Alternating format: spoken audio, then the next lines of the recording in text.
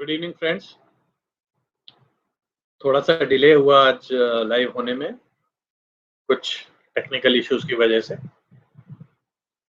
और उसी के साथ जो पहले सवाल थे कुछ, वो शायद गायब से हो गए हैं। फिर भी मैंने कुछ सवाल कॉपी कर लिए थे, तो शुरू करते हैं। आपके सवाल जो मैंने कॉपी किए थे। योगेश जी का सवाल है, senior citizen in-laws parents in false cases is not any crime. Mean to ask, a senior citizen, that is Sas and Bahu, cannot file any case under IPC against the false lady before the decision of evidence of 498 a case. Some people advise us to file a DV, but we are not fighting with falsehood. Rather, we want to get justice for the false case. Please guide accordingly. So, Yogesh जी, हम कौन सा case उसके ऊपर file कर सकते हैं, ये सवाल बहुत बार आता है। और हम कौन सा केस तब फाइल कर सकते हैं जब तक कि कोर्ट का फैसला नहीं हुआ या एविडेंस लीड नहीं किया गया। तो प्लीज इसमें समझने वाली बात ये है कि लड़की जब कोई केस फाइल करती है तो वो कहती है कि मुझसे दहेज मांगा गया, और दहेज मांगा गया यह एक क्राइम आईपीसी के अंदर लिखा हुआ है। दहेज मांगना, दहेज के लिए प्रताड़ित करना एक क्राइम है आईपीसी के अंतर्गत। दहेज मांगना क्राइम है डॉगरी प्रोहिबिशन एक्ट के अंदर, और दहेज के लिए प्रताड़ित करना आईपीसी के अंदर एक क्राइम है। 498 ए उसका सेक्शन। अगर कोई आपको थप्पड़ मारता है तो 323 उसका एक सेक्शन है। अगर कोई किसी की हत्या करता है तो 302 उसके लिए एक सेक्शन है। लड़की ने मेरे ऊपर झूठा केस किया है, इसका कोई सेक्शन आईपीसी में नहीं है। तो इसलिए आईपीसी का कोई केस आप लड़की के ऊपर दायर नहीं कर सकते। अगर आप केस दायर करना चाहते हैं कि लड़की ने झूठ बोला से लेकर आईपीसी 199 तक के उसके सेक्शंस हैं, आईपीसी 191 से आईपीसी 199 तक उसमें सेक्शंस हैं। उसके लिए आपको कम से कम एविडेंस होने का इंतजार तो करना पड़ेगा, तभी आप कोई केस फाइल कर सकते हैं कि इसने कोर्ट के अंदर झूठी गवाही दी है, झूठा एविडेंस लीड किया है। उसने मेरे ऊपर झूठा केस डाला, इसके लिए पुलिस कोई केस करे तो पुलिस उसके लिए आईपीसी 182 के अंतर्गत केस कर सकती है, पर उसमें पुलिस को विवेचना में ये पाना चाहिए कि उसने, लड़की ने जो केस डाला है वो झूठा है। ऐसे लोग कहते हैं 211 का केस क्यों नहीं फाइल कर सकते। 211 का आईपीसी 211 में सिर्फ मजिस्ट्रेट केस फाइल कर सकता है जिसने इस केस के ऊपर फैसला दिया है और पाया है कि ये झूठा केस फाइल किया गया है, और यह केवल निर्णय आने के बाद ही हो सकता है। तो इसलिए समझिए कि आईपीसी का कोई भी केस ऐसे ही नहीं डाल सकते हैं, उसके लिए एक अपराध घटित होना चाहिए जो कि आईपीसी के अंदर एक अपराध माना गया हो। कानून की पढ़ाई करते हुए कहते हैं कि दो तरह, अगर आपने एक आदमी को डूबते हुए से नहीं बचाया, भले ही आपको स्विमिंग आती थी, तो आपने आईपीसी के अंतर्गत कोई क्राइम नहीं किया। पर अगर आपने किसी को पानी में धक्का दे दिया और उसकी डूबकर मौत हो गई तो आईपीसी के अंतर्गत ये क्राइम। तो जब तक झूठ साबित नहीं हो जाता तब तक आप उसके ऊपर कोई केस आईपीसी के अंतर्गत नहीं कर सकते। विपिन गुप्ता जी का सवाल अब मैं लेता हूं।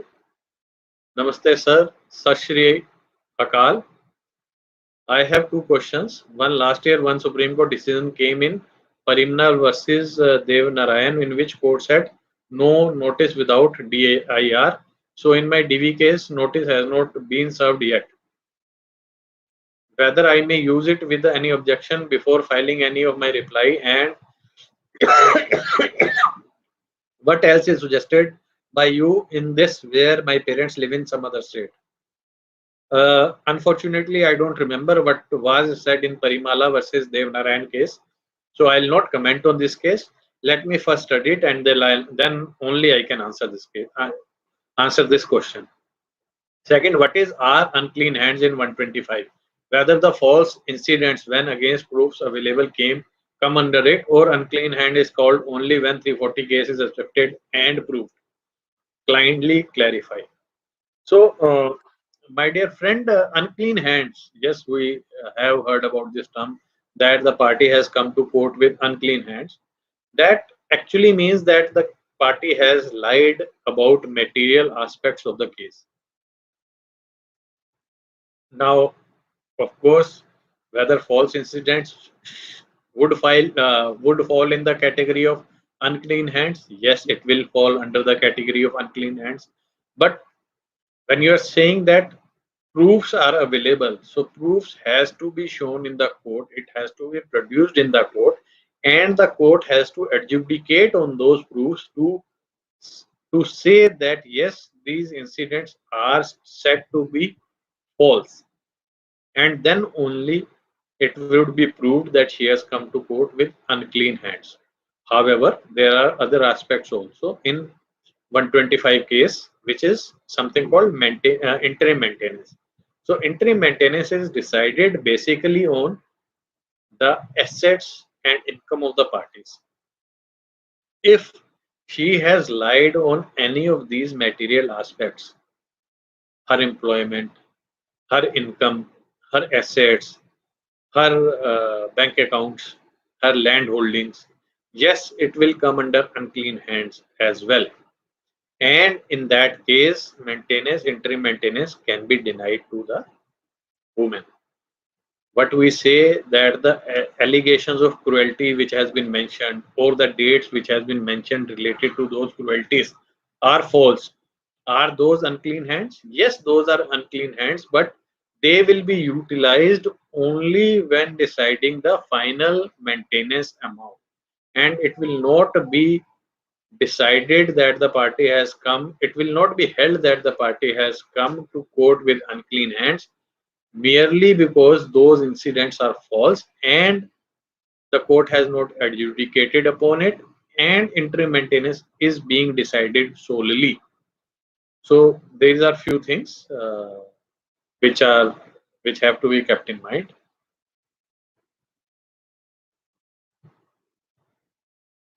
योगेश पंडित जी का एक और सवाल है, and the question is, please tell me in this lockdown whether a will, wasiyat, can be made. Is it not necessary to register in court? Please guide, sir. So Yogesh Pandit ji and everyone else who is listening to this uh, video and may probably see this video at a later point of time, I always suggest that a person should always have a will and should be a working will. It should be updated continuously, and that is what I call a working will. So as and when there is a material change in your circumstances, you should create a will. Few things I'll tell you about will. Will is not a compulsorily registrable document. That means that a will which you create and does not register it with the registrar office is still a valid will. The only thing which you have to keep in mind is that there should be two witnesses who should be witnessing that you have put your signature on that will or put your thumb impression on that will, and that will be a valid will. Can the will be made during the lockdown? Yes, it can be made during lockdown. You can make it on a simple plain paper in a normal language. There is no particular language which has been described for making a will, and you can keep it in a safe place in your house, or you can give it to one of your trusted family members to keep it in safe place. If you are creating a will and you are uh, writing in it that a certain person is not going to get anything from your assets or properties or movable or immovable assets, then you should give a small reason for it. And the reason can be that because my daughter-in-law has filed a case against me, I do not want to give anything to her. I am very angry with her, or this is a false case and I am very hurt with the allegations which has been leveled upon me. And also always as a pre-disease clause in your will, that if there is one beneficiary and if that beneficiary pre-diseases you, there should be another person to whom these properties should go. And in corona times it is must that one should have a will. Otherwise also nobody can guarantee when a person will die. Though I wish all of you a very long and healthy life, I don't want anybody to die unnecessarily, and not nobody to die due to COVID, but that is against my wishes also, and against my good wishes also. Few things will happen, accidents do occur, even young people die. So I tell everybody that every person should create a will for himself or herself and keep updating the will as and when there is a material change in circumstances. So Yogesh Pandit ji, yes, you can create a will even during this lockdown and keep it in safe place. It is not a compulsory registrable document. When things get better or normal, you can definitely get it registered also. I have a question from Jasdeep Singh, and Jasdeep Singh is saying background. I am a non-pensionable private and salaried job and have been bearing all type of expenditure on daily needs, basic expenditure, rent, education of daughter, maintenance, etc. 2015 clauses of compromise.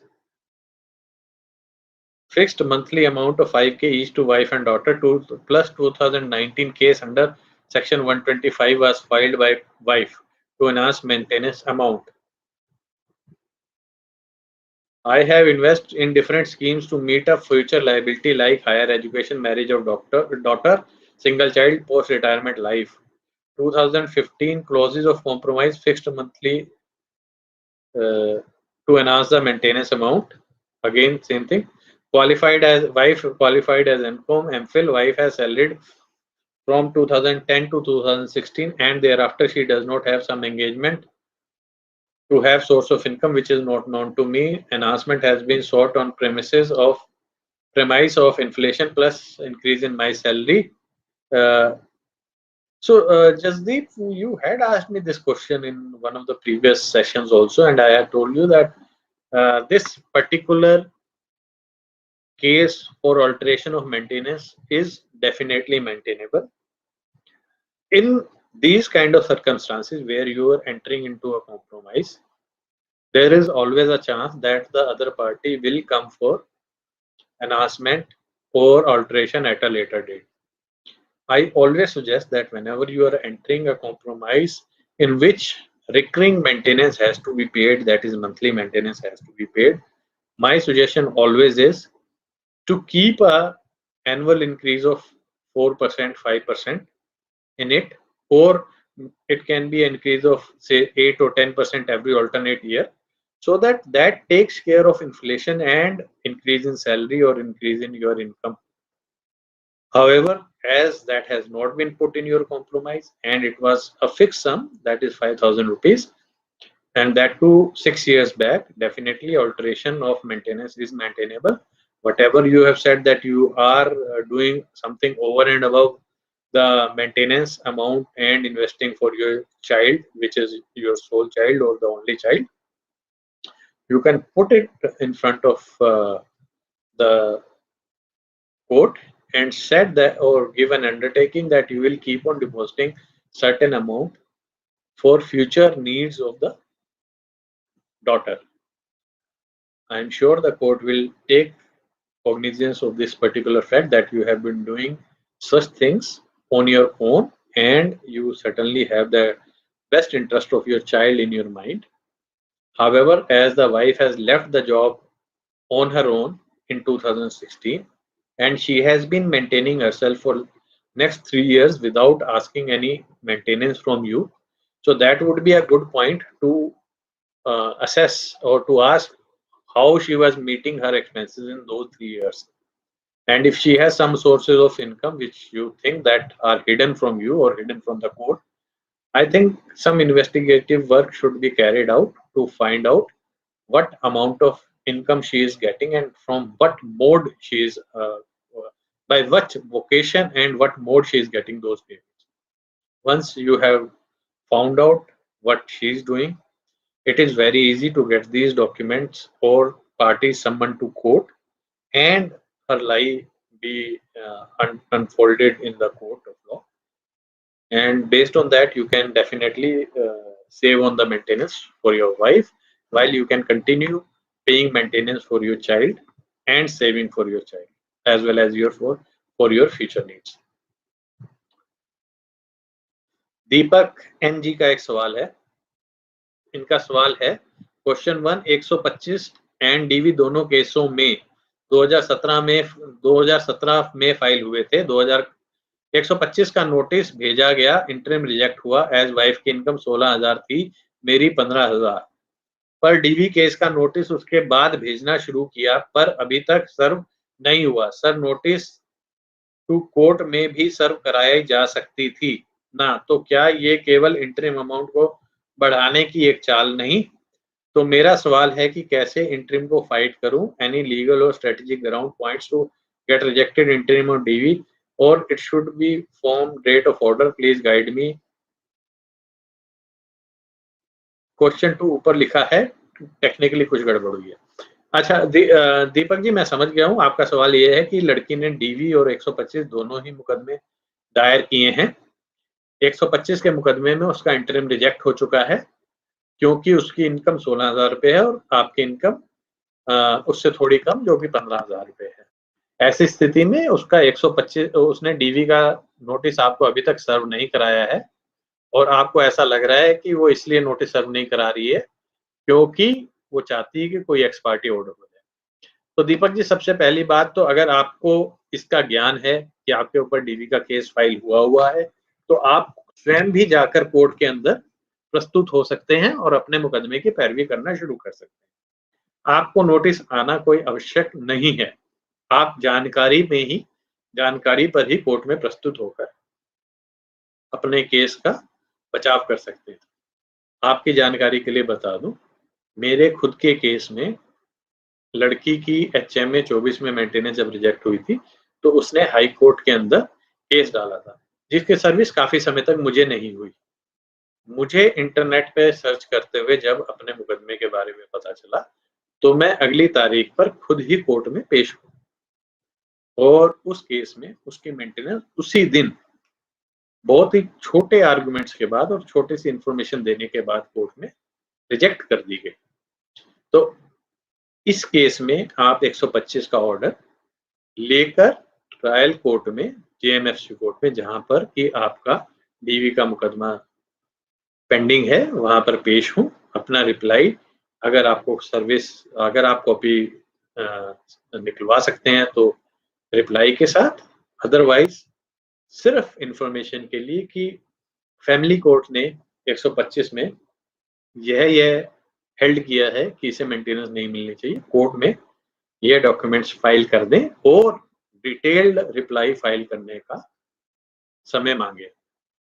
मुझे पूरी उम्मीद है कि जब एक court ने उसको अंतरिम मेंटेनेंस देने से मना किया है, तो दूसरी कोर्ट भी उसी सूट को फॉलो करेगी। हालांकि ऐसा हर बार नहीं होता है, पर अधिकांश ऐसा ही होता है। अगर आपको कुछ समझ में नहीं आया तो आप सवाल दोबारा पूछ सकते हैं। मेरे हिसाब से आपके 2 सवाल थे और दोनों सवाल इसी मुद्दे पर थे जो कि अब तक आंसर हो चुके हैं। आप उसके द्वारा सर्विस होने का इंतजार ना करें।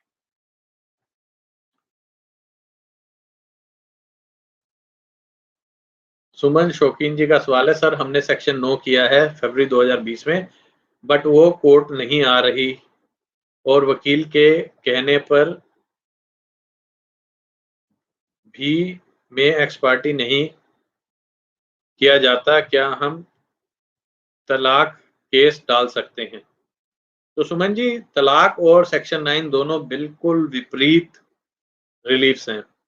सेक्शन 9 कहता है कि इस लड़की को बोला जाए कि ये मेरे साथ आकर रहे मेरे साथ घर बसाए, जबकि तलाक होता है कि हमें इस लड़की से छुटकारा दिला दिया जाए।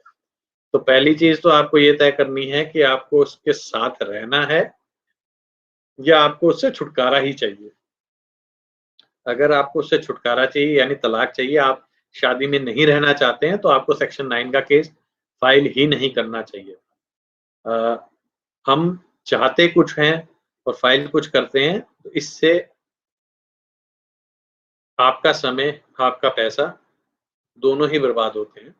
मेरा एक आर्टिकल है, जो कि काफ़ी सेलिब्रेटेड आर्टिकल है, उसमें मैंने लिखा था why not to file restitution of conjugal rights, क्योंकि सेक्शन 9 को रेस्टिट्यूशन ऑफ कंजुगल राइट्स का केस भी कहते हैं, जिसमें मैंने लिखा है कि सेक्शन 9 का केस क्यों एक मेरे हिसाब से एक बेकार का केस है और इसको करने का कोई भी फ़ायदा मर्द को नहीं होता है, और ख़ास तौर पे जिसको मैट्रिमोनियल लिटिगेशन फेस करने हो, उसको तो कतई ही नहीं होता है। इस सेक्शन के खिलाफ, सेक्शन 9 के खिलाफ, कि इसको स्टैट्यूट बुक से डिलीट कर देना चाहिए। एक पीआईएल सुप्रीम कोर्ट में पेंडिंग है, जो कि मेरे हिसाब से फेमिनिस्ट लोगों ने डाली है, जिनका कहना है कि सेक्शन 9 ऐसा दिखाता है कि लड़की जो है, वो चैटल है और उसको इस तरह की कोई भी डिक्री देने का कोर्ट को अधिकार नहीं होना चाहिए। सेक्शन 9 जैसे अन्य सेक्शंस, अन्य देशों के कानून में से पहले ही डिलीट किए जा चुके हैं। आंध्र प्रदेश हाई कोर्ट ने भी एक बार हेल्ड किया था कि सेक्शन 9 जो है, वो रिलीफ नहीं ग्रांट करना चाहिए, अगेंस्ट बेसिक ह्यूमन नेचर है। अगर दो इंसान एक दूसरे के साथ नहीं रहना चाहते, तो एक को बाध्य नहीं किया जा सकता दूसरे के साथ रहने के लिए। तो मेरे हिसाब से आपको सेक्शन 9 का केस डेफिनेटली विथड्रॉ कर लेना चाहिए। अगर आप तलाक चाहते हैं, वाक़ई तलाक चाहते हैं, तो आपको तलाक का केस दायर कर देना चाहिए, जो कि सेम कोर्ट में दायर हो सकता है। और अगर वो तलाक के केस में भी नहीं आती है, डिस्पाइट समनिंग, तो ऐसे केस में आपको रिक्वेस्ट करनी चाहिए कोर्ट को कि आपको एक्स पार्टी तलाक की डिक्री ग्रांट कर दे।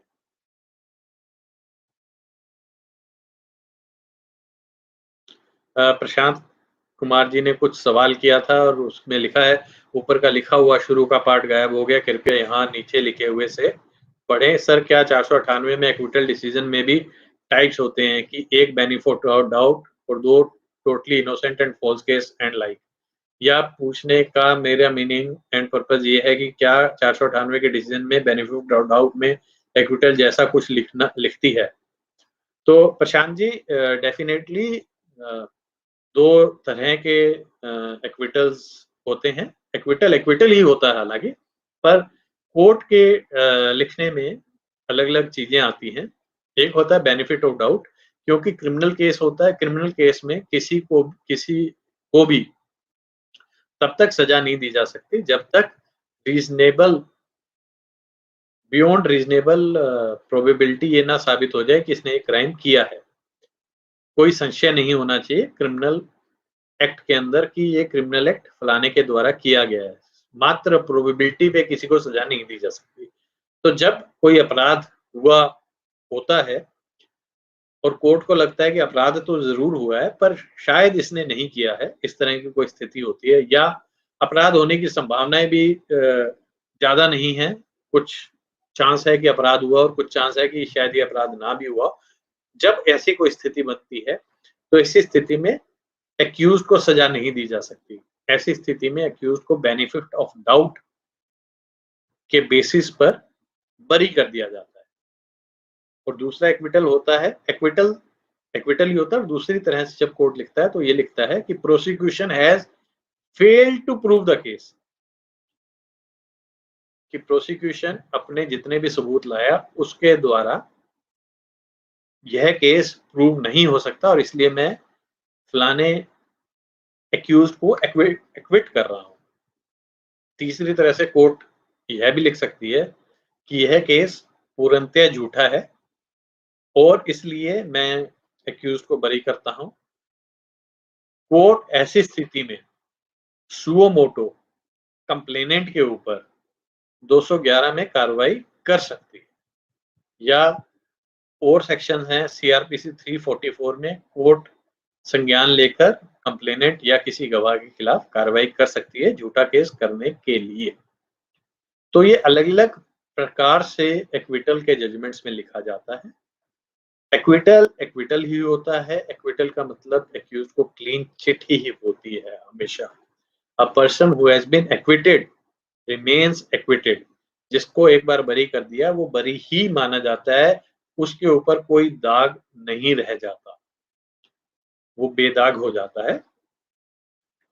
जनरली मैंने ये पाया है कि कोर्ट्स या तो बेनिफिट ऑफ डाउट या prosecution has failed to prove the case लिखते हैं। जनरली कोर्ट बहुत ही कम ऐसे मसले मैंने देखे हैं जहां पे कोर्ट ने लिखा हो this case is false to begin with, या ये एक झूठा केस है। और उससे भी कम केसेस में मैंने ऐसा देखा है कि कोर्ट ने कंप्लेनेंट के खिलाफ कोई टिप्पणी की हो या उसके खिलाफ कोई एक्शन लेने की बात कही हो। अगले सवाल की आपका एक सवाल रह गया कि कोर्ट क्या बेनिफिट ऑफ डाउट में एक्विटल जैसा कुछ इसलिए लिखती है ताकि काउंटर केसेस ना किए जा सके, या ये रूमर है, प्लीज क्लेरिफाई। तो दोस्त क्या आप काउंटर केस कर सकते हैं? काउंटर केस आप कर सकते हैं अगर आपका एक्विटल हुआ है। काउंटर केस में आपको प्रूव करना पड़ेगा कि ये केस झूठा था, जो कि एक अपने आप में एक शायद मुश्किल काम हो सकता है। काउंटर केसेस करने के लिए आपके एक्विटल जैसी चीज की कोई आवश्यकता नहीं है। अगर आपके केस के फैक्ट्स में से काउंटर केस वैसे भी निकलते हैं, जैसे झूठे बिलों का केस, जैसे टैक्स इवेजन, जैसे परजुरी, तो इसके लिए आपको एक्विटल का इंतजार करने की जरूरत नहीं है। आप उन्हीं स्थानों पर उन्हीं स्थितियों को लेकर आप काउंटर केसेस कर सकते हैं। रही बात मैलिशियस प्रोसिक्यूशन के केस की, तो डेफिनेटली वो थोड़ा मुश्किल होगा अगर बेनिफिट ऑफ डाउट लिखा है। But if prosecution has failed to prove the case या फॉल्स केस जैसी कोई चीज लिखी है, तो डेफिनेटली आप उस तरह के केसेस भी कर सकते हैं। दोस्तों समय लगभग समाप्त होने वाला है, तो अब मैं आखिरी सवाल जो है वो लेता हूं। और सवाल जो है अलर्ट बेल करके एक आईडी है उनके हैं। Opposition in her DV and interim petition under Section 23 stated that she is jobless and have no source of income. Based on my evidence in DV interim order, judge accepted that she is employed and in office, but respondent not able to prove what petitioner earns. Still interim order for 5K in DV. Kindly confirm that judge can issue custody orders for non-payment of interim under DV against husband. Second, can cross-examination stop unless and until I clear dues of interim order under DV? So, alert bell, yes. If execution is filed, custody orders can be granted under Domestic Violence Act in execution proceedings. There has been an order against you that is of 5,000 rupees per month maintenance under domestic violence. The judge definitely accepted that the lady is probably employed in this particular office, or maybe have stated that she is employed in the office, but the respondent is not able to prove the petitioner what petitioner earns. In that case, I would have suggested you to go to a session court, to a higher court, to session court, that if a person is earning and the court has noted that the person is earning without ascertaining what this person is earning, the court shall not proceed to grant any maintenance to this particular person. This is my way of thinking. You should have challenged that particular order. However, whatever maintenance has been ordered and you have not challenged this order, so this order stands, and definitely execution can be filed based on that evidence. So friends, we have come to an end of today's session. A lot of discussion has happened about these online interactions during lockdown. One suggestion has come that we should not say that next session will happen on whenever demand is there. Rather, we should fix a date. And one particular suggestion from one person that Tuesday, Thursday, and Saturday be fixed till lockdown persists in Delhi and other parts. I think that is a good idea. So next session will happen on Thursday at 6 p.m. and it will continue to happen like this Tuesday, Thursday, and Saturday till lockdown persists in Delhi. And thereafter we'll see how many people out of Delhi wants these sessions to continue, because maybe we'll start our offline meetings also in Delhi, and those people who are asking questions here and are from Delhi can ask the questions in offline meetings as well. So we will see about it at a later date. Definitely till the lockdown persists in Delhi, we'll have our sessions on Tuesdays, Thursdays, and Saturday. So next session will be having on Thursday at 6 p.m. Thank you very much for being with us. If you were not part of this uh, interaction and you have come to see this video now, you want to be part of these interactions or ask any other questions, you can send your queries on WhatsApp at 98118 98118 50498. I repeat 98118 50498. Thank you very much.